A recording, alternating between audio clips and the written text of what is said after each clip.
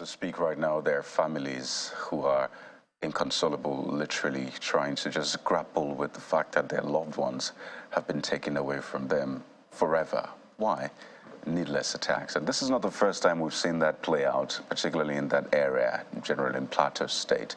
And just sort of wonder, after all of the conversations we've had, after all of the recommendations, even from the government, always saying, well, we're on top of this is what we'll do, this is what we're doing, set up different committees, security outfits, try to set up different strategy from the different security agencies, yet we're still here today. Scores killed, and we understand that. I mean, it's still counting. They're still discovering, or the death toll keeps rising. So let's maybe get a sense one more time of what we're dealing with. Maybe we've missed something at the different levels. And this morning on the show, we're joined by Mr. Oyekachi Adekoya, who's a security consultant, CEO, PR24 Risk Management Consultant, joins us right here in our Lagos studio. Good morning. Thank you for joining us on the program.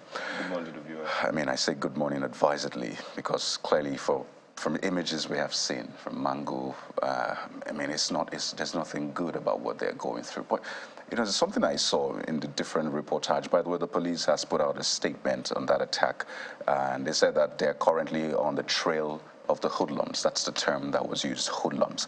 And this is not the first time we've seen this. If you look through the reports in recent times, you keep getting one thing. Arrests are rarely made. But before we get to that, what do you make of this recent attack? Yeah, it's a very sad one. So we all moderate emotions, basically, because then we're talking about human lives. The counts are somewhere around 90, above 90. They've not taken all the taps from all the different communities as the numbers are coming. It's what happens typically when you have a security posture that is rather reactive. And I've said several times that the program we run, because the word security architecture has been overflogged, and I say every time that we don't have an architecture when it comes to security. We had that before the Civil War. And when I say we had that was when Nigeria operated a confederation. And then you had the native police. You had local issues of security being addressed by certain native authorities. And then the state had a bit more say in what happens. But due to the nature of the unitary system of government operated by the military, we've now come full circle to where the population has expanded. We're about 220 million people. Land remains fixed. It's still now 120,000 square kilometers thereabout.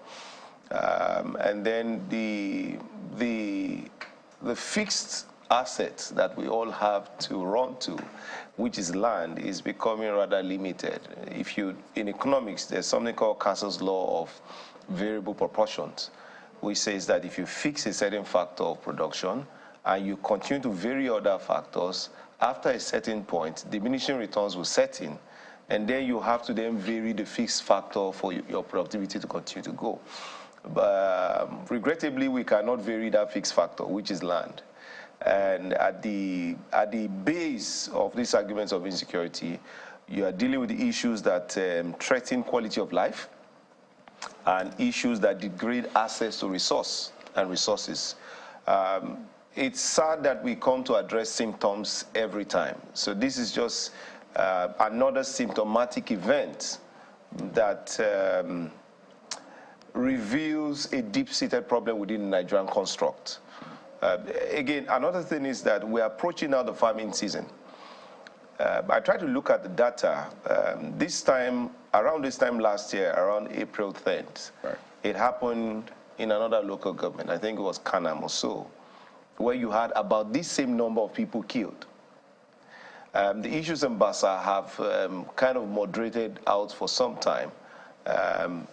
This year, it's Mongo, and it's not the first incident in Mongo. Mm-hmm. This year, there's been several kidnaps of different district heads. I think 4 at the last count, thereabout. There's been a number of killings. The real local governments or highlights are Riom, Wase, Kanam. And of course Mango, and of course Basa.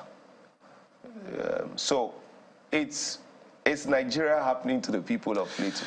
That's the way I say it. 2 points I need to follow up on. First, Yes. I mean, some of these attacks have lasted years, even before we had this sensitization of, the resources are dwindling. So we've had these attacks for some say even decades, really, before we had social media, such that there's a lot of publicity around it. So this has lasted for too long. Some would say, even before, as I said, some of those resources started dwindling. So is that still what is responsible for it, especially when you now look back to before we had the challenges or resources are dwindling? Extensive research has gone into the crisis in the Plateau. And a lot of work has been done between the period of 2001 and 2015 and trying to understand the reason behind the crisis. Unfortunately, a lot of research work had focused on Jos, which is the capital of Plateau State. But a lot of note has not been made until recently, post-2015, to note that there's been incursions into the local government areas. A number of Peace and Reconciliation Committee, commissions of inquiry. In fact, the state government has this makeup that essentially is meant to be like a peace commission to seek peace. Still standing in place. They've tried to make a lot of progress. But what I see in this is just a problem of education. Because when people are poorly educated or scarcely educated, at the very mundane level of their reasoning, then you then reduce conversations to either religion or ethnicity, and people can't see beyond what they are told or what they're informed or how they're instigated. There's also a number of psyops or social engineering. This argument between indigenes and settlers, they're very germane arguments to have. But there are people who are profiting from this crisis, the way we see it, and that's why the crisis is not letting up. Because if you do a peace committee in Bassa, it will show up somewhere in Rio, or then it goes to Shendam, or it goes to Kanam. I was in Jos when the crisis happened. I witnessed the 2001 crisis firsthand. I was living in the Triamo Div at the time. I lived in Feringada. I lived sometimes in Angwarimi. So I know the place. And the funny thing about the crisis in Jos is you can have peace for some time and you assume it's Uhuru. Then there's a flare-up again. So the issues are not just security. You can't say it's the military. You can't say it's the police. You can't say it's just purely the indigene settlers crisis. There's more to the crisis.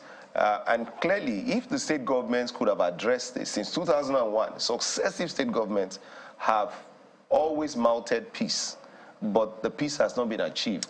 So it will look as though that there are external forces triggering the crisis every time you have too much peace and quiet. Something happens to instigate the matter again. So it goes beyond how many military, how many police. So I don't get this part, because essentially this is crime. Yes, we can talk about the backstory, but crime has been committed. Lives have been taken. Is it hard for security agencies to deal with this as a crime that it is? Because I have said that time and again, one denominator is that arrests are rarely made. And we've seen our security agencies, when they want to work, they will do the work. So why isn't this treated as a crime? It is arrest, prosecute, jail if there is need to, or whatever punishment is meted out. You're asking a bit of a tricky question, because if you look at the MO of the operators, the modus operandi of the operators, their signature style shows you that clearly they operate like armed bandits. You can't arrest who you don't see and who you don't know. Or you can chase them. As yes, you can chase them. Catch up with them. Of course, we're chasing them in Katsina. We're chasing them in Zamfara. We're chasing them in Kebbi. We're chasing them in Sokoto. We're chasing them in Kaduna. Kaduna's south is still flaring up. We're chasing them in Niger. We're chasing them in Nasarawa. There's ISWAP reported in North Central now, in Kwara. We're also chasing them. We're chasing Boko Haram in the Northeast. We're chasing ESN. We've come now to Jos. 2-3 days ago, it was the U.S. envoy in Anambra and Ogbaru community. We're chasing them there also. We're chasing them in Ogun. Ogun North is also awash with some issues. We're chasing them in Oyo. The military has operations in over 31 states. In any case, we're chasing them everywhere. But when it happens in the Plateau, we quickly want to give it a religious connotation. But people are also dying in Katsina. APC lost in Katsina. I'm even surprised they got the number they got in Katsina, because in Katsina, people die almost every day. And because of the religious teaching. That's for the presidential election. Yes, for the presidential election. People tend to say it's Kadaraos, the will of God, and then some parts of the core Muslim North take these things on their chin. The parts of the Christian North can't relate with, because their religion teaches them differently. So that's why when it happens in the Christian part of the North, there's this much flare-up. But people are dying every day in the Northeast. So it's not peculiar to the Plateau or Benue or the North Central. Nigerians, Muslim Christians, are faced with this challenge. And to your question, why are we not affecting the arrest? Some gentleman in Abuja is the IGP of police who has a constitutional responsibility to respond to that question. But Nigeria has over 774 local governments, and one man has to oversee internal security down to local communities and villages in all the nooks and crannies of Nigeria. One man. He doesn't have to give the orders for arrest. No. You see, I run a business. I'm CEO of my business. I can tell you it's not easy running a business in Nigeria. Ask any person running a business, let alone operating in several local governments, sitting in Abuja. It's not just possible. And that's why every time you invite analysts to speak and we come and talk about the symptoms, that's all we do. And it's become tiring, because we're now sounding like a broken record. We come and we will be here again. Sadly, it will happen, and it may happen in any other part of the country. The problem is that the security program we are running is defective. It cannot work. In this 21st century, the issues are far too broad for the unitary system we're operating. Now, when you say you'll be here again, that is very depressing, just to think about the possibility of this happening again on this scale. But I'm glad that you say that you have lived in Jos, before at one time, and that means that you have some form of familiarity with the terrain and, an experience, with this nature of unrest.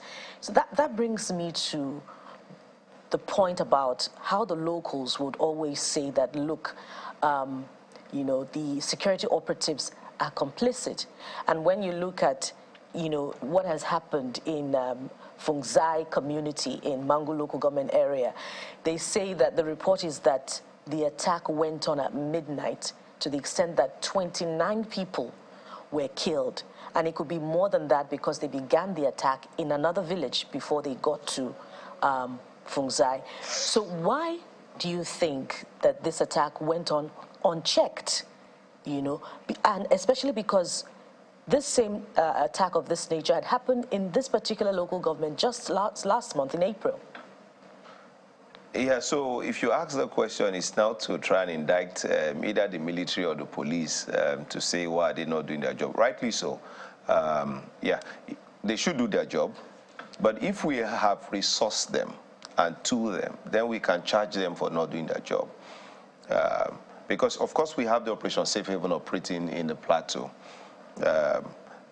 If you listen to all the local government chairmen, all the district heads and everything, what everybody is crying about is the lack of adequate security. But almost every local government in Nigeria today is singing the same song. And the resource of the forces are not infinite. So why don't we sit down and do a deep dive into the sources of this conflict rather than trying to react to it? Because once you are reacting, you're already on the back foot. But aren't we as alarmed as we should be?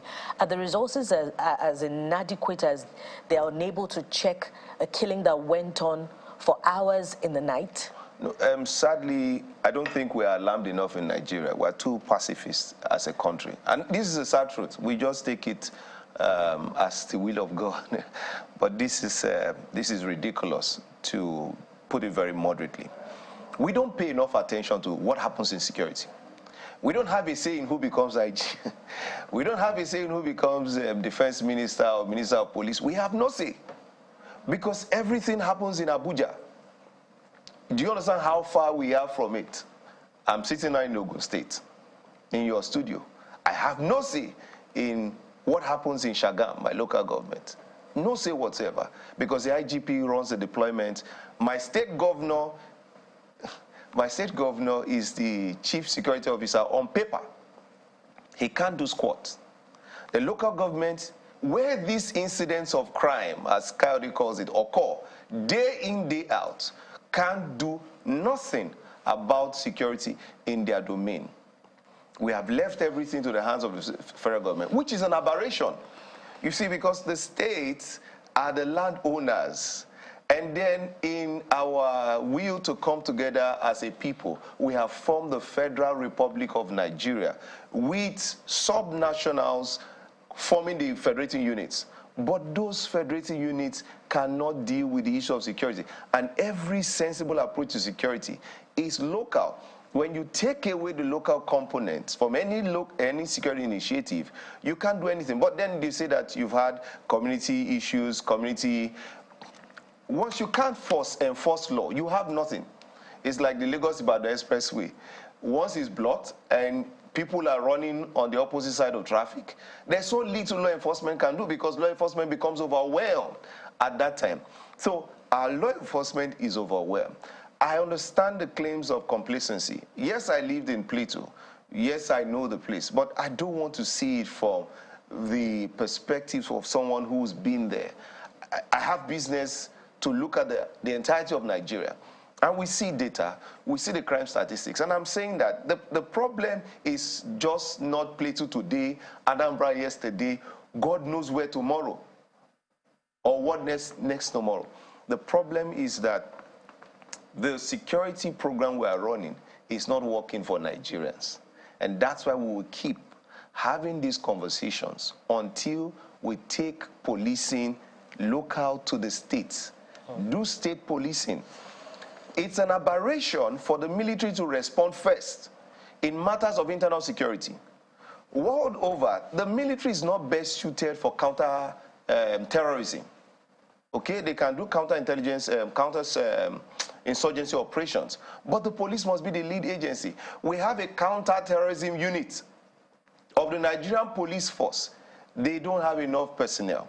They take the back seat. Go to the Lagos command of the counter-terrorism unit of the police command. Go there.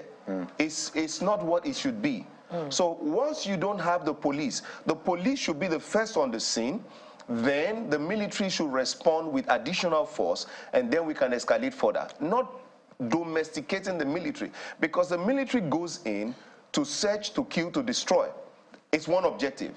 The police will go in with a civil outlook to investigate, to understand the dynamics of crime, and then to begin to go into the communities and pick up the actors. Mr. Adekoya, Yeah. pardon me. I'm reading the statement from the police now, and just to tie into the point you were making and get maybe some more clarity. So you've talked about how the security agencies are not as well equipped as they ought to be. You also made the point about governors and their role in security, of which a lot of people would say, well, we've seen governors show that power, or at least flex that muscle when it comes to politics, elections, how they get the security agencies to do different things. And there are reports out there of governors giving orders to police, and the orders are carried out without deferring to the orders from above. So I think it's just picking and choosing when it's convenient. That's what a lot of people say. Okay. But the point I was going to also make is that in that statement, the police said, due to our heavy firepower, the hoodlums abandoned 4 motorcycles, presently in the custody of the police, 1 Sharon vehicle, and some items used for their nefarious activities. So the police says they have heavy firepower. So, to that extent, the police is saying, well, we are good, or at least for this particular attack, we had heavy firepower. That's one. 2 is that a lot of people will then ask, they abandoned their motorcycles, so most of them will have been running on foot. And you said that we are chasing them. I mean, isn't it enough to have caught up with them? I'm just looking at that statement and asking questions that, people would ask rationally. Yeah, Kayode, so I would forget the part of the political part. So because of our laws, there's a limit to what law enforcement can do when it comes to politics. If the institution of state, which is INEC, does not invite law enforcement in, there's little you can do. And then within the dynamics of politics, people can play politics and influence operation. But it's not the same thing with security. Because of the chain of command, there's always unity of command. Command rests with the IG. So you're saying, pardon me, that if a crime is committed, yes, hypothetically speaking, yes, now, and a policeman is meant to effect arrest, they don't have to defer to the DPO, do they? They don't. No, they would effect the arrest, but it's now when you get to the DPO that you can see some funny DPOs. Because also, when you take a case to the local division, the divisional police officer, who you call the DPO, also has the first responsibility to diffuse the situation, de-escalate, apply discretion. So it's not every time you go to the DPO that the DPO must say, oh, charge to court immediately. He will first, because he's within the community, he must try the community resolution approach first. And where the parties fail and insist, then he's duty-bound, of course, to charge the matter to court. So it's not everything first. That's not the way they operate. And that's not, that's part of the powers given to them to deconflict first. So unity of command remains unity of command. I understand the dynamics of politics, but you see, that's not on this scale of statewide security, because when you're dealing with the state, you're looking at the territorial integrity of the state. Nigeria is like a polygamous family. A man who has over 250 wives. Use the wives to connote the different ethnic nationalities that we have. If you are from a polygamous family, as I am, say your father, I know people whose father has 40 wives. You know how toxic the family is. You know how it is difficult to agree on any one issue, because everybody will see issues from their own narrow prism. When you talk about national security, I ask the question every time, whose national security are you talking about? Is it the Yoruba nation, or the Ijaw nation, the Hausa nation, the Fulani nation, the Bra nation, the Kanuri nation? Because these are all nationalities. So national security will mean different things to different nationalities. Well, Mr. Adekoya, yes, if you even look at that statement, it's clear that the police's response was reactionary, after the deed had majorly been done. And if there was an army operations unit there, as you said, isn't it more worrying that, this was not checked at all and the perpetrators are still on the run? I've said that, and I'll continue to say that until we change what we are currently doing, the actions of the police will forever be reactionary. They are already on the back foot. The initiative is not with them. Whatever the military will do is to respond. You can't declare martial law in Plateau State because there's an issue in Mango today. And then another one pops up in Rio tomorrow. Another one pops up in Bassa. All the military can do is to deploy limited amounts of assets. Even the military units confronting Boko Haram in the northeast, you have seen reports of them complain of equipment. I'll give you an example. You have a battalion. There's a certain number of A vehicles a battalion should have. There's a certain number of B vehicles a battalion should have. In some operations, sometimes the only moving vehicles are those of the CO, the commanding officer. But that point you make about equipping them. I'm making a point to say that if you have men and you cannot move them to the site of the action, you have nothing. But remember, if you have men also, just to make the point that, and you don't have ambush-protected, mine-resistant MRAPs or armored personnel carriers to move your person safely to the site of the action, then your people cannot move. Because we talk about the security people as though they don't have blood running through their veins. How many of our policemen have bulletproof vests that you see on the roads? How many of them are protected to go into the action? Because you don't train your people to go and die. Mr. Adekoya, I appreciate the point you're making about equipping, and I think everybody's aware of that. I mean, if you've had to call the police at some point and you get to maybe the station, you see the state and you just wonder, how will these people protect us? But you mentioned the point about the ethnic reality of Nigeria. Yes. So you equip the police, you equip the military with all of the funding you can get, but it still doesn't remove that reality you pointed out. And it seemed to me as though you were saying, in carrying on their work as security operatives, they have to consider the peculiarities of those ethnic, divisions and all of that. You said security means different things. Yeah. So while we're equipping, what solution do we have for handling those different? By the way, crime should be crime, but I understand the point you're making. So how do we resolve that one? The ability to take initiative is not within the command structure of a unitary police system. Because local initiative is what is missing from all the things you are saying. Local. See, everything about security is just commonsensical. When you say security expert, who is a security expert? You could be a security expert. Put 3, 2, 4 people in the room who are functional experts. When I say functional, these are maybe combatants, people in operations. Yeah, people who have experience in operation. Not every security person is a person who is adept in operations. Put the operations people who are locals, who have a stake and have some skin in the game, and say, what are the root cause of these issues? They will give you the symptomatic problems they see from a security perspective, but every seasoned security person will tell you that the bulk of the issues are political, the bulk of the issues are societal, and the bulk of the issues come from how, or what you call the envelope over the states created by the federal government, particularly when you look at what you have on the exclusive list, what you have on the concurrent list, and how that structurally the states are incapacitated because the Nigerian security program operates on the principles of regime protection first. After regime protection first, then whatever comes next. So the people are not the focus of our national security program. Which is why when in 2019, the federal government through the NSA set out what is called the National Security Strategy Document, and then said, for the first time in a long time, in forever maybe, human security will now be the trust upon which our security architecture or security program will now run. But intentions are good.